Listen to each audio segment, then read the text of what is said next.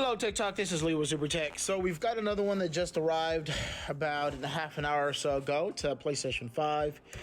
According to the ticket, it states that all of a sudden the PlayStation 5 just shut off for the customer, and now it only has about a 1 or 2 second blue light, and then it shuts off. So it's no power PlayStation 5. Let's see, I've already plugged in a power cable and an HDMI just in case. Let's see if in fact if the symptoms the customer described, if they are correct. So 1, 2, yep, it's about a 2 to 3 second blue light. 1, 2, yeah, 2 second blue light. So potentially there is a short on this motherboard. We are of course gonna test to make sure that it's not the power supply. We're gonna validate to see if we've got all the power rails, standby power rails on this motherboard, and if all that fails, we'll go ahead and check UART, and hopefully that'll tell us exactly what's going on with this PlayStation 5. So let's go ahead and take this console apart. I just want to note that this console, it looked like it had been opened because it did have 2 screws missing, but it still has a warranty sticker on. I don't know if that's a legit warranty sticker or not, but it does look legit. I don't think it's been opened by anyone or anyone else. Hopefully it hasn't had a prior repair attempt. So let's go ahead and go in here and validate. So because these are still intact, I mean not intact but intact, it tells me that no one's actually been in here. So that's a good sign. That actually increases the chances of this PlayStation 5 actually being repaired. When it's already been worked on by someone, that decreases the chances of it being repaired by 50%, to be honest, because that means someone else has already been messing with the motherboard, and I don't know what all they've done. So this one has a higher success rate of it being repaired. So let's continue with taking this thing apart. Alright, so we've taken the motherboard completely out of the PlayStation 5. The chassis is over there, and I've already done some probing as well as some some standby voltage testing. We did validate that we do have 5 volts coming in through here, as well as 3 volts, which then goes into our F002, which is a fuse right there, and we do have 5 volts going in and 5 volts going out, which then gets converted with that. I'm trying to get my tweezers here.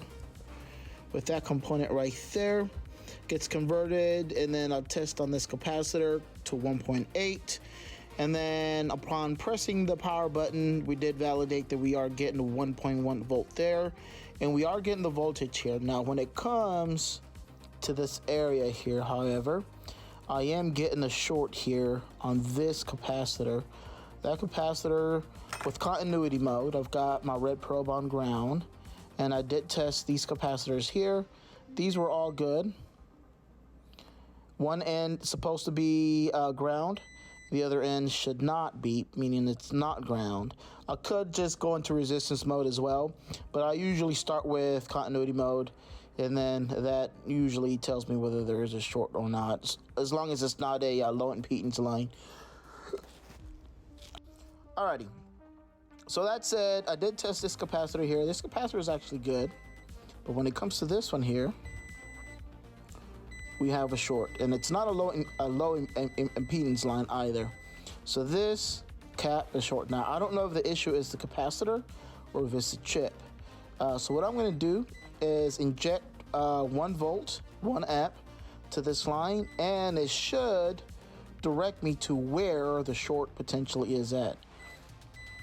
Well, yep, it should direct me to where the short is at. So let's go ahead and inject some voltage to this capacitor here. All right, so we've got it soldered on. I did already check to see where the heat's coming from. It's actually coming from this side. Let me go ahead and show you real quick. Hopefully we're able to show you with with one hand here.